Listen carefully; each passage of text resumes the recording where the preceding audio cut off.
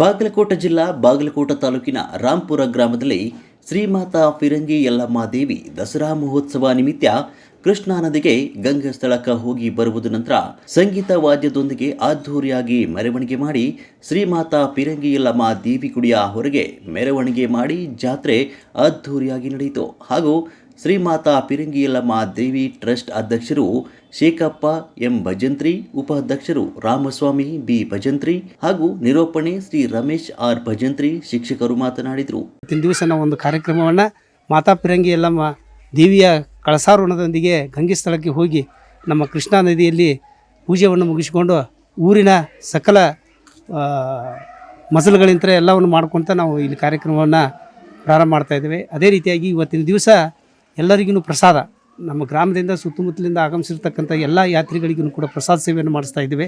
ಈ ಕಾರ್ಯಕ್ರಮವನ್ನು ಪ್ರತಿ ವರ್ಷವೂ ನಾವು ಮಾಡ್ತಾ ಇದ್ದೇವೆ.